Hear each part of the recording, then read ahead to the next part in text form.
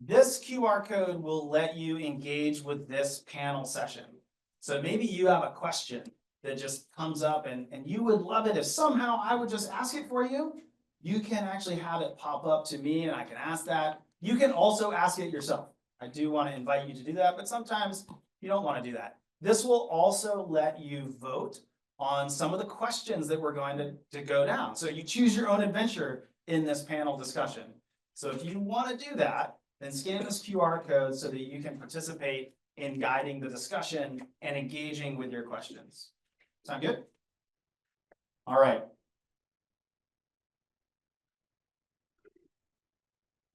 So we're joined by three amazing alumni, and this is so special for me because all three of these students were my students back in the day.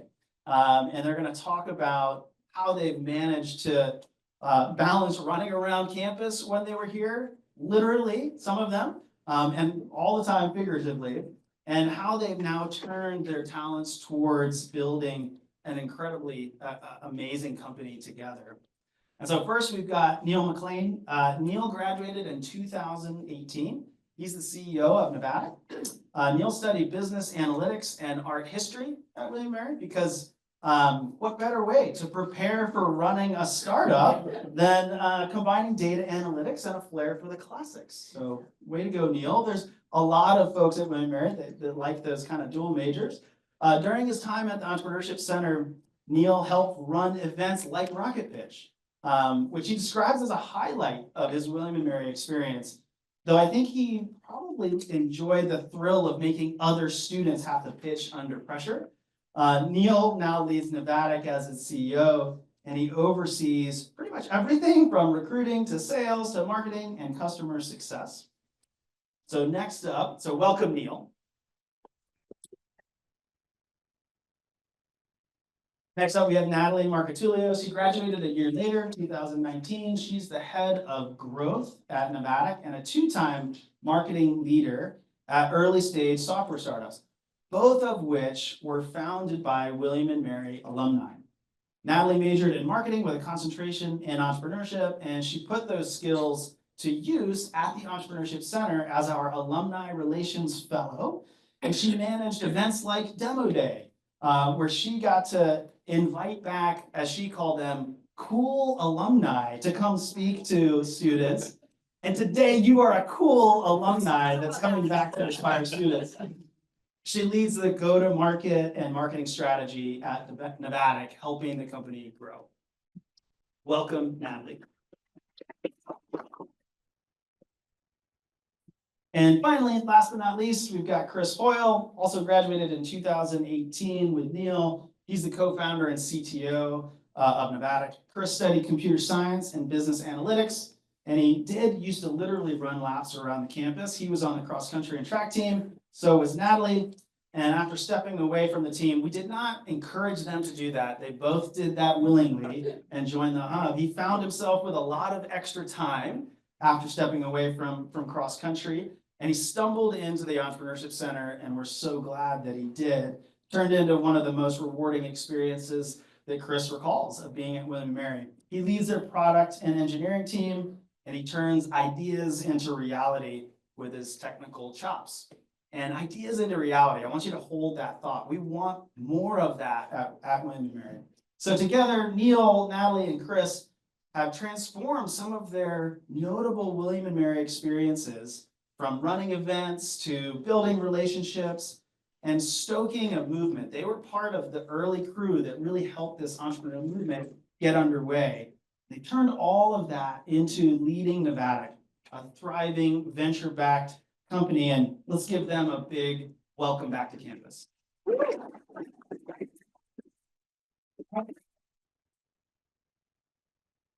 So just one more plug, we want this to be interactive. So please, if you haven't scanned this yet, and you want to help vote on the questions that we're going to ask our guests, do that. It'll let you vote and it'll let you put your questions into the chat so that I can see them. For those of you who are on Zoom, you can just put that link into a browser and put that code there, and every page will have that code, and that'll let you do the same thing. Okay? All right. So we want this to be interactive. So I want to actually set the stage a little bit so that our guests have a sense of who's in the room and how we're coming to this demo day in this moment. And this is going to be the first opportunity for you to use this tool. How many people have seen Inside Out 2? Right? You should see it. It's a good movie. Both are good. So I want you to use your phones. You should see an image that looks something like that. And I want you to indicate by selecting on your phone which character represents you the most right now. How are you coming to this space? All right, great. People are using the tool effectively. Ennui. So when I watched this movie, I have some teenagers and I had to look up the definition of that. And then I was like, that is my teenagers. There's some people feeling that way. All right. Some people feeling some anxiety. Are there exams out there? Big projects due? Thanksgiving break coming up.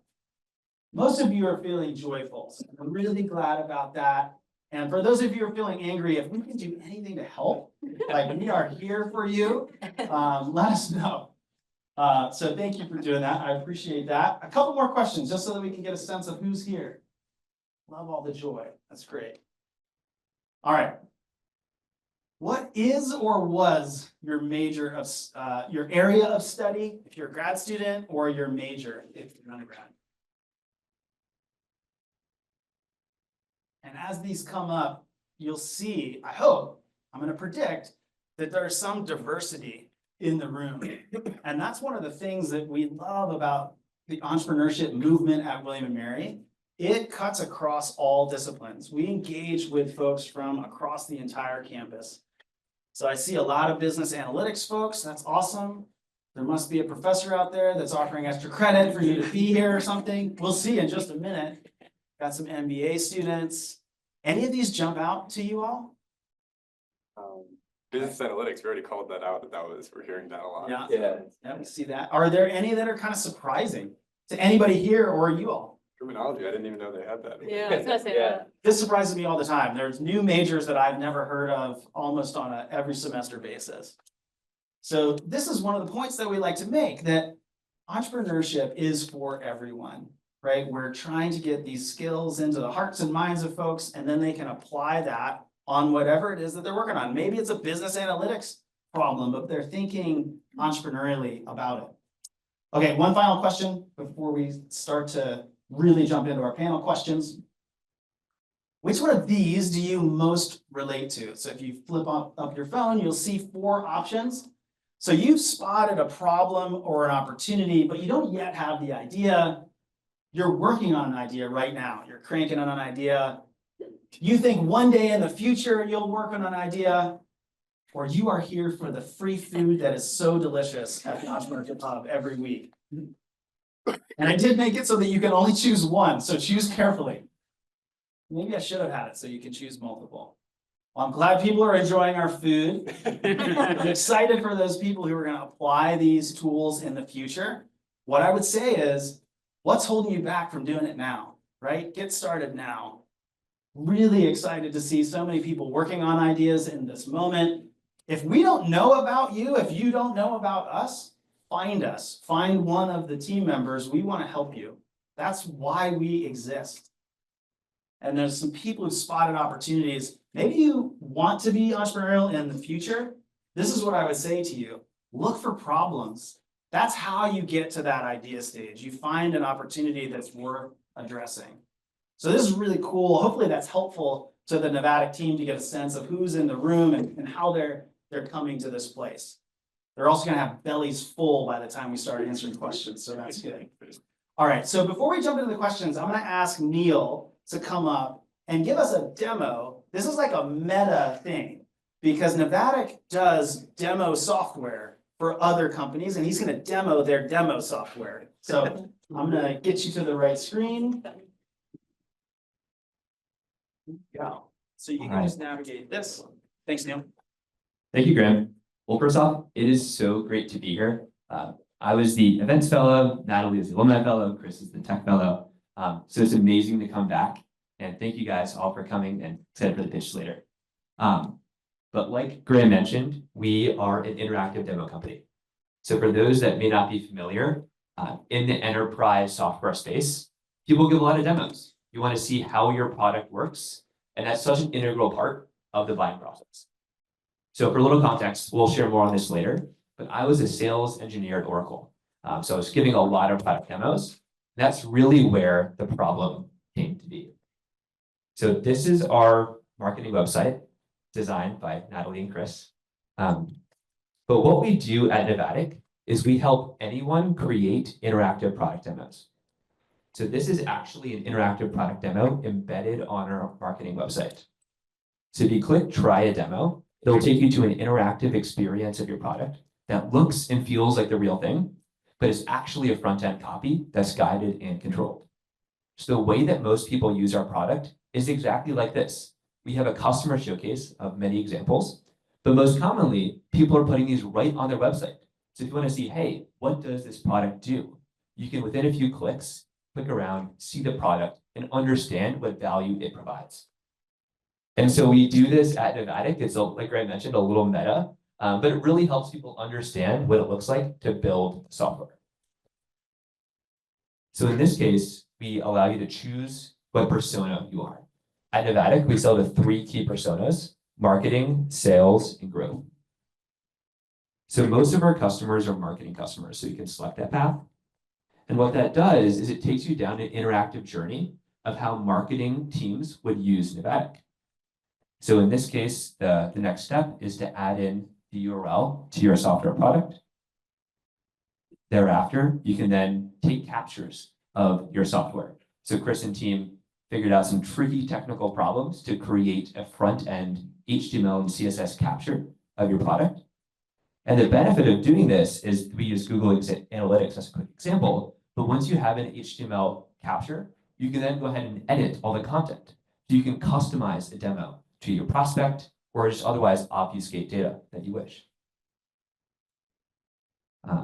Next up, we're editing the content in the screen. And once you have your captures created, the next step is to use our storyboard builder to actually create the interactive demo. Add those guides and overlays. So as a end user, you can show exactly how this product works. Here in the theme section, you can add some themes to make sure it matches your branding. And then this is really important. Once you're ready to share out your demo, it's available via link. So this is actually a huge part of our value prop at Navattic, is in making your product shareable. Because a lot of people have products, but it's actually really hard to share it out. And so that's what we provide at Navattic. You'll see here, there's an individualized link that you can send out. So without having to access your product, anyone can click around it. Or most commonly, you can embed it on your website. We give you the code to just drop in your website. Last but not least, you can also track analytics. So you can see, hey, I have this thing on my website. Here's how it's performing. Here's some amazing analytics we're tracking. Here's a click-through rate, all that good stuff. We also integrate with a lot of key tools. So if you have HubSpot and a lot of other CRM tools, you can see exactly how this demo is performing, how many leads you're driving from it. And this is really critical for marketers that need to show attribution on their product. Okay, that's the quick overview. For those that may not be familiar with the interactive demo or software space, hopefully that provided some helpful context. But with that, I'll turn it over to Graham for the rest of the presentation. That is incredible. It's been so cool to see this evolve over the years. And I think I'll pause here to see, are there any questions about the demo before we jump into the panel questions? Does anybody have a question right off the bat? Here, I know that you want to capture these students after the fact. Peter Kemper is a computer science professor here, and so I think this probably is interesting to you. All right, so let's jump back. Oh, actually, some people are doing what I asked them to do. How did you choose the name for your company? That's the question. Well, the simple answer was that the domain was available, so Navattic.com was there, and like, we got to make a company out of this. But now it turns out that navigation and automatic are 2 key parts of what Navattic does. So it really helps that those words also blended to Navattic. Awesome. I see another question here about business model, and we will definitely get to that. And if we run out of time, make sure that you ping me again or just raise your hand and ask that question. That's a really good one. All right, we're going to jump in.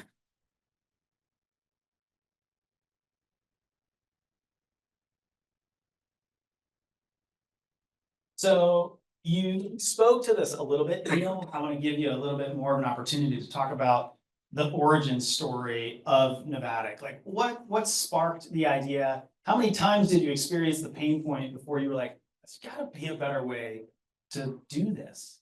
Talk about the origin story a little bit. Yeah. So for context, I was a sales engineer at Oracle. And so for those that don't know what that means, essentially you're the one delivering demos for very technical products. Sales reps don't deliver the demo because it's too technical. So they bring in a resource like myself to do that demo. So during that time, I was doing maybe like 30 demos a week, and it was the same thing. But after every demo, people would say, hey, this looks great. You showed it to me over Zoom, but I want to get hands-on. What ways do you have to do that? And the answer wasn't great.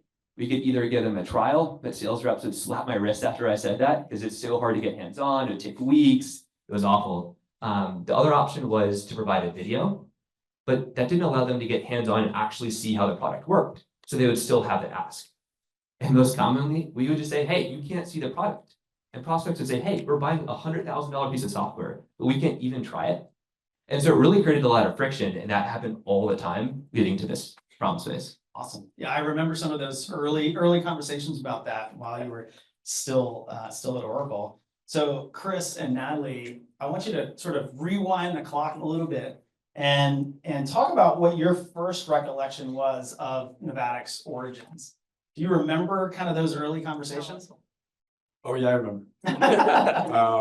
Yeah, my earliest memories, well, going back to, I guess, how we all know each other, William Mary, of course, I think I first pitched against Neil sophomore year and lost to him. What was the outcome there? It was a Shark Tank. We don't need to go into that. But later in the entrepreneurship center, we both ended up in DC after college, so we maintained connection. We were friends. And then he ends up starting telling me about the problems that he's encountering at Oracle. And I was like, okay. Seems like maybe this is like some specific, problem to Oracle legacy software. Maybe it's only like really complicated software that they're just trying to hide from the buyer or some other reason behind this behavior. So I was just kind of perplexed. I had some experience at this point, like 2 years of software startups, but absolutely zero software sales. So it was a completely foreign world to me. And I think, back to like what Neil was talking about, coming from an outside perspective to this space, you would think very intuitively that if you were trying to buy a product that you'd be able to get your hands on it, try it yourself, understand if it could fulfill the needs for your specific use case. And the fact that the software space operated in this like sort of backwards way of a several weeks extended process, all these hoops that you had to jump through, just seemed like the space was riddled with these inefficiencies. And then I think, when you see that in a problem space, you sort of have to ask yourself, okay, are these inefficiencies here for a reason? Are there like certain biases or other reasons why things I can't remember the word priorities that the buyer has and the seller has to extend the process out this long. What we ended up discovering is that no, these are non-legitimate reasons.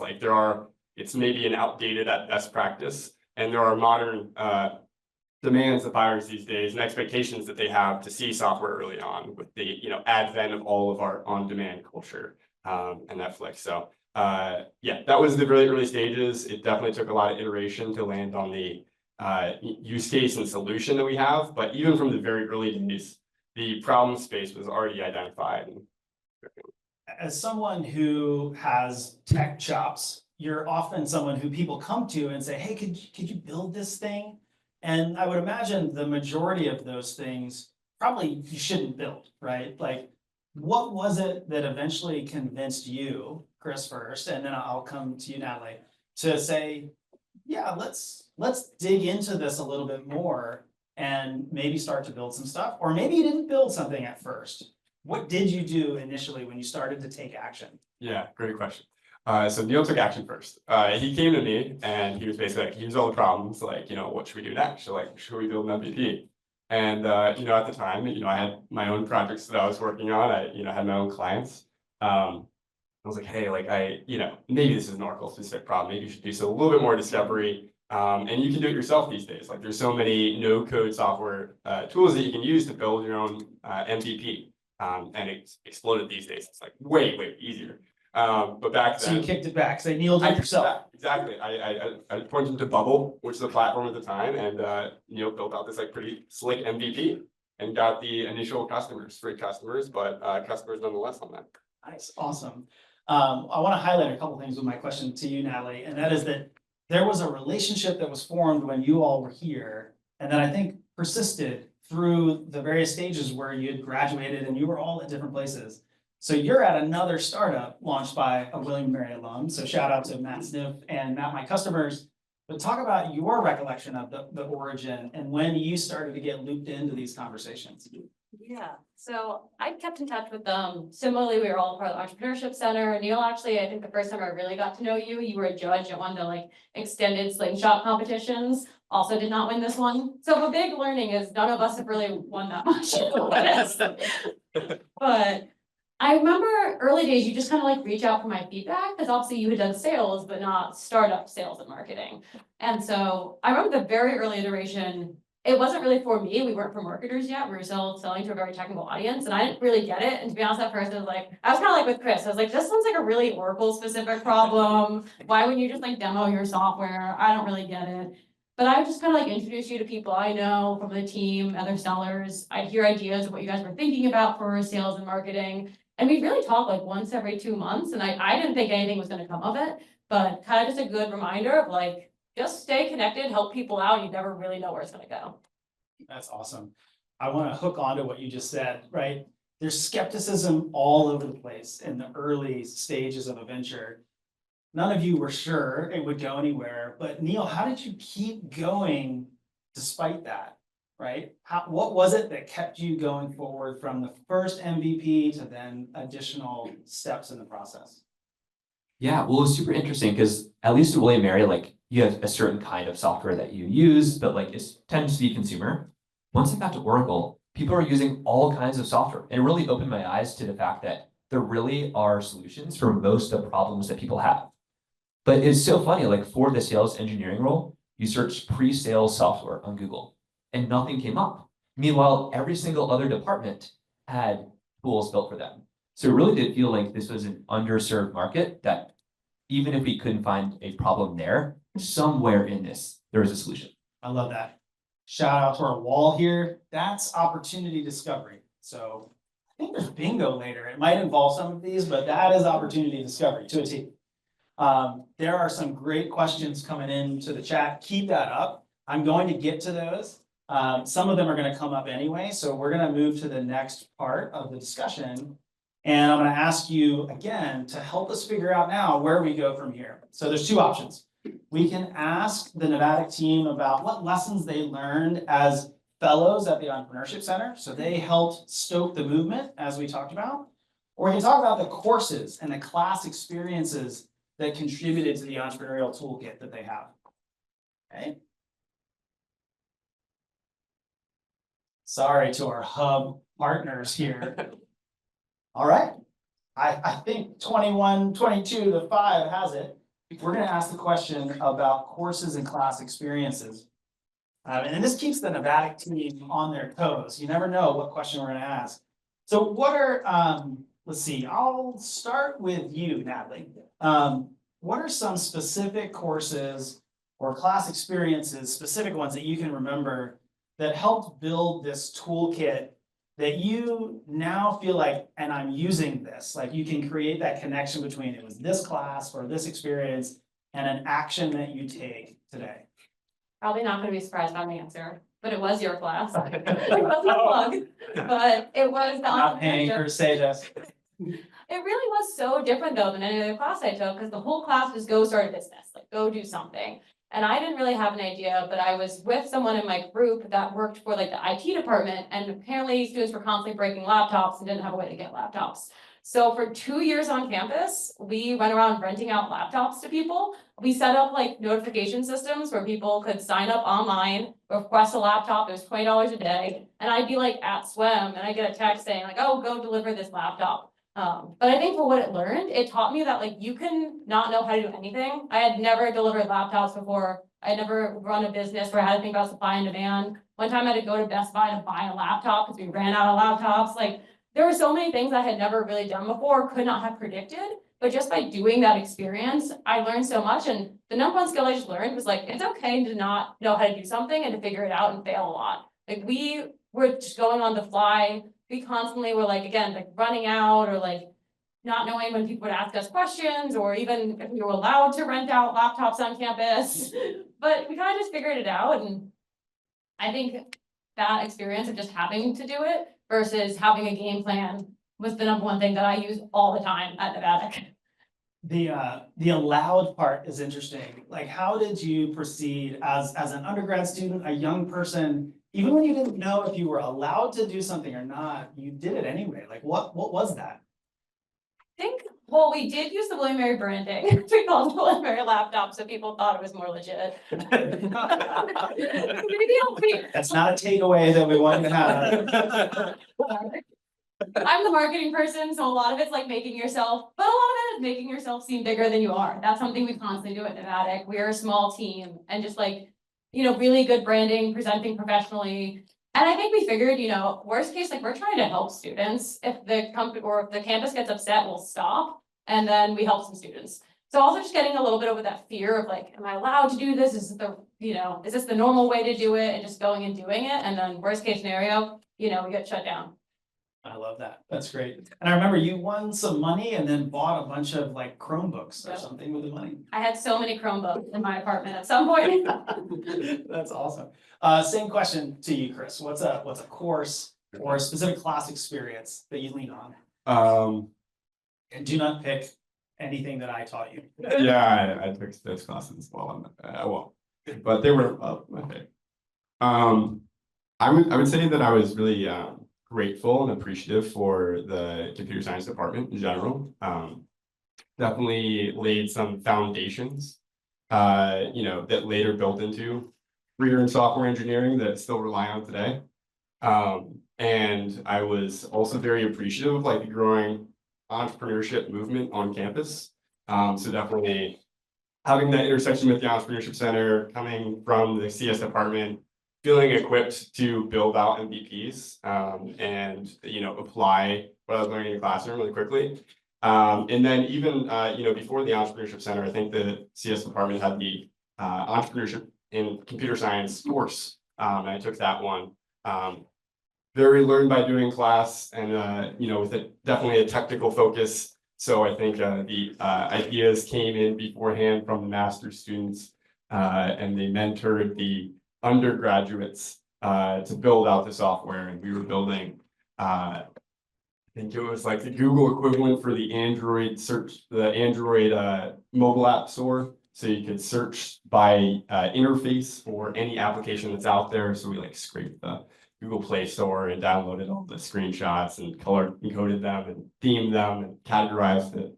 And it was just, again, one of those really quick learn by doing, expose yourselves by building something. And how have you used any of the insights from that course in Navattic? Like, how have you put those lessons to use?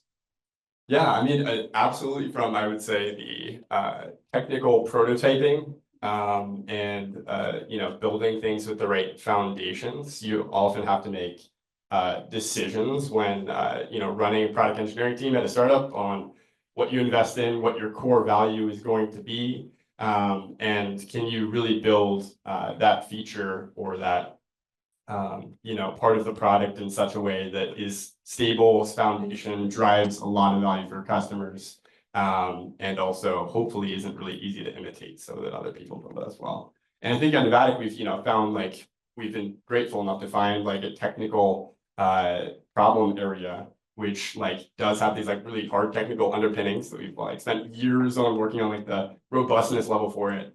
And I think we would better suited having gone through the experiences. That's awesome. Class. Awesome. Neil, same question to you. Class, experience, or course that's been useful? I would say the center, but I'm not allowed to say that, so I'm Yeah, good. Sure. No, I'm good. You're our guest. You can say whatever you want. No, I think Natalie and Chris covered it well. Good. Okay, awesome. All right, we're gonna move on to another question. Again, keep your questions coming. I see some other ones in here. We might address some of these here. So I assume that everything has just been completely smooth sailing from the very beginning, like no bumps, everything's going according to plan, right? So this question is, because I know that's not the case, what challenges have you all faced? And Neil, we'll start with you. There's probably been challenges right from the beginning, but what would you say have been the top challenges from sort of that post MVP stage? Like you're sure now there's something worth building. What have been the challenges that you've encountered? And importantly, how have you then navigated through those? Yeah. Well, I think the initial challenge was just getting the time to work on it. Like we wanted to go full time, so finding a way to do that was really important. And maybe just to share a little anecdote around our YC experience. So for context, we went through Lighthouse Labs. We got 7.5K in funding. Chris was basically working on it full time. And we were running out of money. We had $1,000 in the bank account. I just left my job to go full time, had 15K in savings, not much. And we applied to YC. But we applied to YC on a different product. Like Chris mentioned, we had many different iterations. Can you define YC for the crowd? I think Oh, yeah. that might be a good thing to do. Yes, so Y Combinator is a startup accelerator based in the Bay, but they did a remote batch for us. But essentially, it gives you funding, 125K, and access to their network. So it really provided a way to go full time. Kind of hard to get into YC though, right? They get 20,000 applications per batch, and they accept a few hundred. So pretty hard. Yeah. Can you talk about that story? Yeah. Well, so we applied on a different product and we pivoted to this new area, but we saw a ton of traction. So in the 6 weeks that passed, we signed up 8 pilot customers, had $72,000 riding on them, but we had no way to communicate that, hey, we actually were seeing a little traction. So I sent a cold email to the director of admissions of YC saying like, hey, here's like all this traction. We'd love to be considered. No response. Next day, we get a note from Michael Seibel, who's like a Twitch founder, like runs the program. And he said, hey, are you guys full time? And I just left my job. So I said, yes. I was like, yep, Chris is full time. Other co-founder like would leave. We got it. So thankfully that led to an interview. We had to interview. And in that he said, hey, tell me about your customers. All of our customers at that point were bad software companies. Like one of them was FYI Soft, which for those who don't know is like accounting software built in the 2000s. Like it's horrible, the website's awful. And so they asked us like, hey, is this gonna be used by startups or is this gonna be used by like big companies, the companies of the future? And we just didn't know. So at that point, we kind of bombed the interview and they said, hey, like you're not gonna get in, but if you can sell and onboard 5 YC companies in the next 30 days, we'll give you guys another shot. And this was October 31st. And this means we had 15 business days to do this on a product that barely worked on like minimal income. And like, and so we really just had to go like full speed to make it happen. And so just like, we grinded it out for the next 30 days. Chris did a great job on the product, reached out to everyone in our network. And eventually we got 7 customers, had another interview and got in.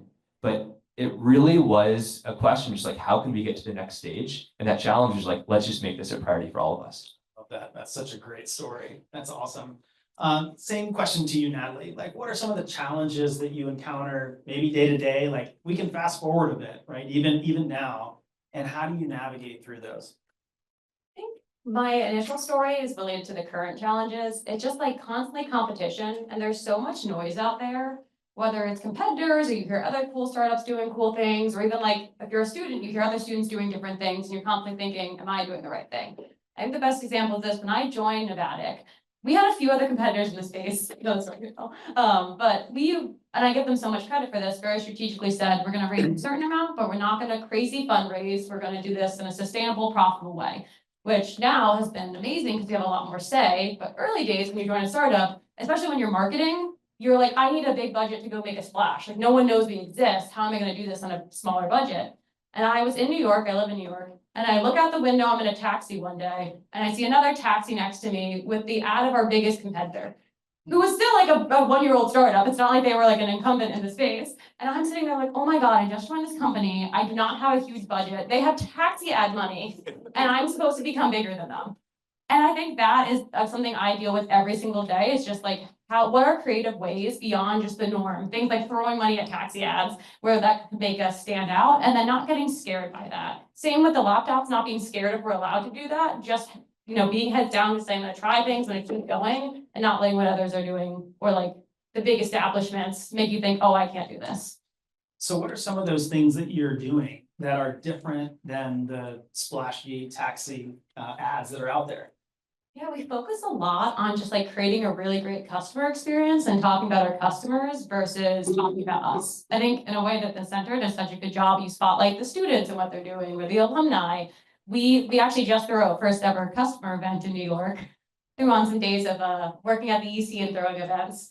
But I got so much feedback of just like, you clearly made this event for us. It was a lot of customers giving presentations. It was a lot of them learning from one another.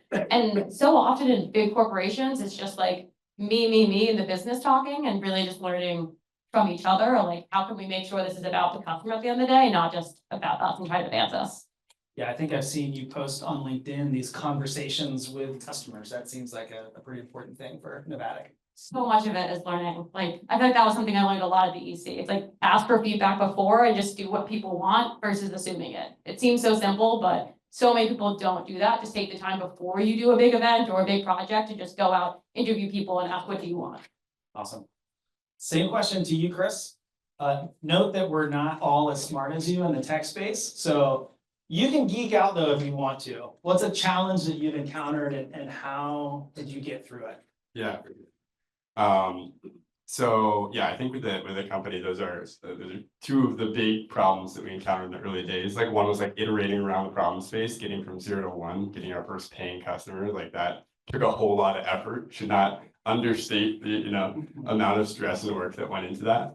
And then yeah, we were like raised our first money in the interest rate phenomenon when companies were raising crazy amounts of money, and that's not something that we ever wanted to do.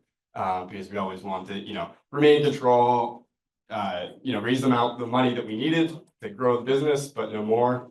And, all of a sudden there were 3 other companies that each raised over $30 million. By the time we had 5 employees, they had 100. They tapped out of 150 employees. Yeah, they are nowhere to be found today, though, in terms of like market penetration.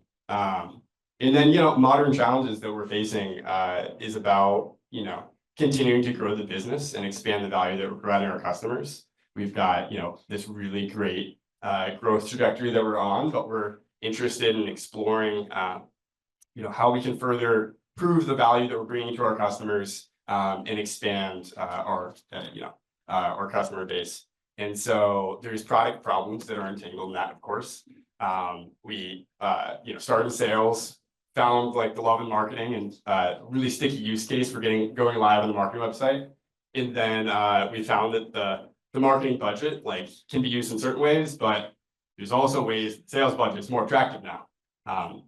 So we're making these product bets, and you have to balance that with how many of your customers do you have on this use case versus you're now targeting this new persona, they're requiring new features. How do you articulate that at the company level, externally? And so these are all active things that are going on. Very much works into that continuous development and startup nature of operating on your feet and figuring things out. Yeah, I love that.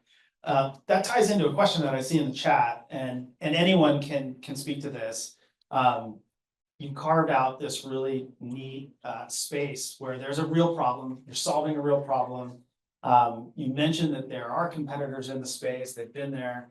How do you stay ahead? How do you deliver value that customers want to pay you for and not somebody else for? I think it goes back to, and I think you guys are all really good at this, just like market research and do things that your customers actually want and will help their day-to-day versus just what seems flashy and attractive. I feel like the big thing right now happening in software, especially B2B software, is everyone throwing AI onto everything. I'm sure you've all seen this in consumer tech too. And I think it's really tempting sometimes, and you see competitors doing it, to just be like, I'm gonna throw AI for the sake of it. That's kind of, again, companies like being flashy about themselves versus really asking and being like, will this AI help you in your day-to-day customer? Or are we just putting it there because we know we'll look cool on a marketing website to say we're AI powered? So I think a lot of it's just like really, we do a lot of customer discovery. We're constantly talking to customers, having, again, events with them and figuring out like what is a core thing that will help your day to day, not just like a nice little value add that looks good for us. I think that's your secret sauce, that you are years in and you're still doing customer discovery. I think that's critical. And I think a testament to Neil to bake that in from the start, right? Do you want to say anything about that? Yeah, well, just to quickly add, so before even launching Navattic, I did 150 customer interviews with other sales engineers. Where in the spreadsheet, I asked them, what are your biggest challenges? I listened for the biggest challenge and like drill in. And by the end of that, it was actually super helpful. So even when we pivoted multiple times, we had this amazing repository of feedback of different people's problems. So if we wanted to move on to a new space, we look at the spreadsheet, identify the next most common problem area and go from there. Awesome. That's so great. And that's the methodology we teach. So it's so great to hear that you're using it. I think this is a great spot to engage the audience again on a little bit of choose your own adventure. So there's two different pathways we can go here. To ask some questions about how the team's thinking about growth and scaling. What are they doing to build the team to do that? But also to hear a little bit more about their fundraising journey and what it's like to be a venture-backed company. Okay, we'll give a few seconds. Oh, this one's a tighter race.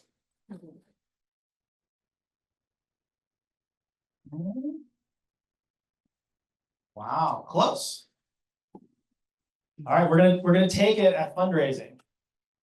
But I gather that there'll probably be some other questions about growth and scaling as well. So on the fundraising front, Neil, can you kind of just walk us through the fundraising trajectory? What were the stages of fundraising?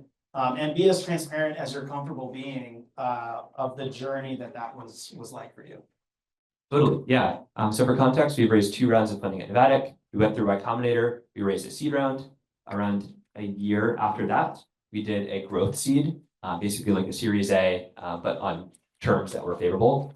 So we've only raised 5.5 million, but thankfully now, due to our strong growth, we just don't need to raise again. It's amazing. You don't often hear that. That's fantastic. And you've mentioned that earlier in the conversation that you were trying to get to a place where you were sustainable and profitable. And as an investor, like I don't hear that from founders very often. Why was that the approach that you all decided to take? Yeah, well, that was a big shout out to Chris there. And he raised money before. And I think one of the interesting things is once you raise money, like you still need to figure out how to sell the product and like get revenue.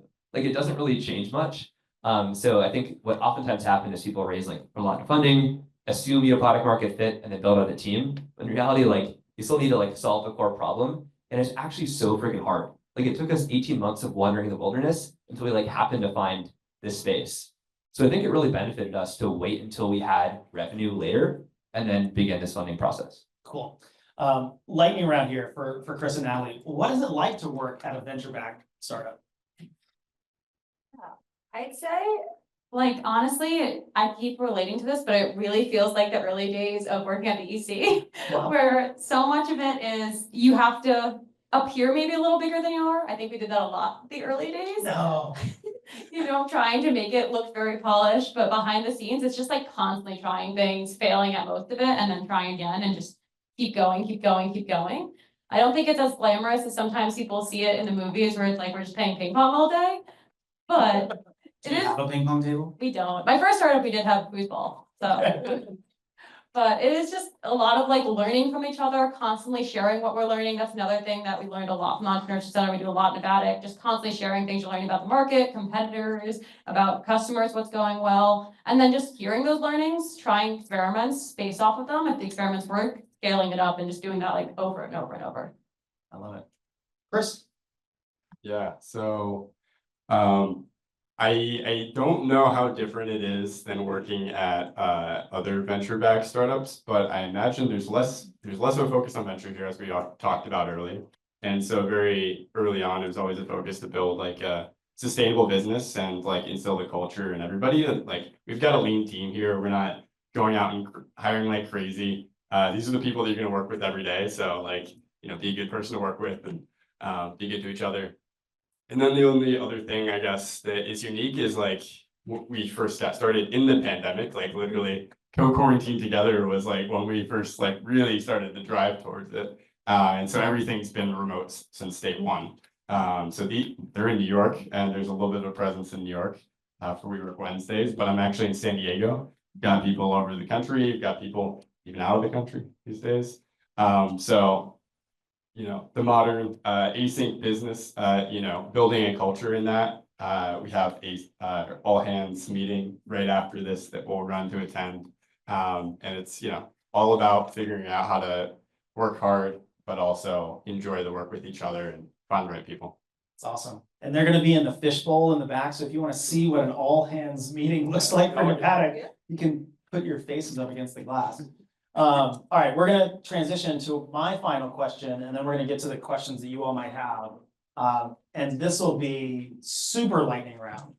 So if you had to give advice to anybody in this room that hooked onto that idea of like take action, right? We catalyze entrepreneurial thinkers who take action. What would be your one piece of advice to someone here who wants to do that? Yeah, good question. Yeah, I've maybe two things for you. The first is like one, like know who you are in college. It's a great time to like figure out what you want to do, what you particularly are skilled at doing, and then, you know, growing your skills so that like you're the best at doing that. And then after that, you're still going to be left with a lot of things that you can't do. And starting a business is tricky. So find the people that like complement those skills very well and partner with them. I think that takes you like a really long way. And then the second point is probably still teach the lean startup here. Assuming, yeah. So the value of the MVP is, you know, something that's talked about quite a lot, and there is like a lot in that idea of like build something that's minimal viable for your initial customers and iterate quickly on that. I think what is minimal is sometimes like discussed and it's contentious. I would personally argue that it's minimal on time investment and on like scope so that you've got like a specific idea, but it doesn't necessarily have to be minimal on quality. And so I would say like even in our early days, it's important to like build a product that is compelling to the people that you're trying to sell to. And I think like we would have, you know, been inhibited from our problem discovery, even if like, you know, we didn't have a product to show them that looked good, that looked like, you know, this is a tool that they would use in their everyday. And so I wouldn't underestimate that for early entrepreneurs as a beginning journey. Okay, so build an MVP that can suspend disbelief of the people that you're showing it to. Okay, And modern LLMs, they're amazing. So I would try them out. come find Chris after this and he will talk to you about LLMs. Natalie, same question to you. Mine's kind of similar to MVP, but I just wouldn't take it too seriously. I know that's probably not what you were expecting, but I talked to so many students when I was at the EC who wanted to come up with the perfect like project plan and business use case before we're building something, and then would get stuck on that. And when we were delivering laptops, or even the early days of Navattic, like a lot of it was just also fun. Like we were goofing around together about, you know, again, like having to go to randomly deliver a laptop or sending each other like, I don't know, like funny Slacks and all that stuff. Like just don't feel like the first iteration of it has to be so perfectly planned out because you're never gonna get it right. You have to go put something out there to figure out what the market wants. And I'm so often wrong. And I love being told that I'm wrong and then getting to iterate that and that versus feeling like I have to put together a super polished thing and then spend all my like energy and time on that and not having time to iterate. I love that. Thanks. Yeah, I think one thing that I've observed is like just how rare like this is. After school, like everyone works at a job, then like priorities change, like the talent density of certain organizations may be very different. It could be high, it could be low, but really the groundwork of Navattic was laid in this very space. So I think my biggest advice is like, if this is an interest or you are interested in taking entrepreneurial action, really identify individuals around campus, friends, and others you can at least meet so that a few years later, when you do have a great idea that you come across or like a problem that you want to solve, you have an amazing network that you can lean on. That's an awesome plug for the hub. Thanks, Neil. I did not seed any of their answers to any of these questions. All right, we are bumping up against time here, but I don't want to end this without opening it up to the floor. I see that there are some questions here. I want to give priority to anybody who wants to apply a little maybe grit or failing wisely and ask a question from the floor. I think we have a mic that we can throw to you. What questions do you have for the Navattic team? Right here. Thank you. That is a microphone, and you can throw it to the next person. Can you speak to, you said you left your full-time job at a major corporation, you had $15,000, not a lot of runway. Can you speak to that decision about making that leap? Yeah, I think the biggest thing at that point was we've been playing around with ideas for, at that point, almost like 15 months. But the questions that we got asked for this new product were so dramatically different than previous ones. Previously, people said like, oh, this is, cool, like, love to try this out in a few weeks. When we showed what we're working on in this iteration, people would ask, when can we get started? Can we try this out? Like, are you free next week? Like, the questions were just so different. And within 3 weeks, we had 8 pilots committed to, signed. And so to me, it wasn't perfect, but that was good enough indication that there was something there. Great question. Other questions from the crowd? There's one up front here. Don't be afraid, throw it. How do you set your rates when you're a new, entrepreneur? Good question. I mean, you experiment with it. You just try different things. Again, you talk to customers, see what they pay for similar tools in your space or like similar products in your space, see where their comfort level is, try it. And if they say that's too expensive, you give them a discount if that works. Awesome, great question. Let's get another one from the room. So quiet in here. Yeah. Thank you. When you talk about culture, and if you think of a spectrum of intentionality and luck, the culture that you have, where would you rate yourself on that spectrum? Just being lucky with the 3 of you knowing each other and the way you think and operate, or was it super intentional? Well, just for some context, so Natalie runs our marketing at Navattic, and we sell to marketers. They live on LinkedIn, so she's very LinkedIn famous. So the number one question that I get asked at conferences is, how did you recruit Natalie? Was it like that question? Was it intention or luck? I think a lot of it at Navattic came down to, in the early days, I think it was luck that like we happened to assemble such a great community and the fellowship and others. But as we've grown, it's taken a ton of intention to maintain that culture. Because I think what we've observed is like there are many, many people that are excellent, that are highly ambitious, that are very competent, but they can actually be a huge talent sink. And they actually had to let go of a sales rep that was President's Club for 7 straight years. So a killer, but they really killed our sales culture. And so those are some of the hardest decisions that we've had to make. So we've tried to be as intentional as we can in that area, though it's been very challenging. You gonna say something now? I'll just give a quick shout out to Neil because I don't think he did it for himself. He still like is one of our top recruiters, and we have very strict guidelines for when we're hiring around, as he mentioned, not just talented, but also like open to learning and like improving yourself and just like kindness. And so I think really having those definitions of like, this is what I want out of an employee, and I will be very strict about only hiring those employees. And I can't tell you like how much time Neil spends sourcing and then also interviewing people. Awesome. Fantastic questions from the floor. I see others that are here, but for time, we're gonna wind down the panel discussion. We're gonna have a very short intermission. You'll see our team scrambling up here to get ready for rocket pitch. But since some of you put awesome questions in here, my encouragement is to find the Navattic team. They've come here, they're more than willing to answer these questions. So during the intermission, find them, ask these great questions. Thanks everyone for participating in the panel discussion. Thank you for coming.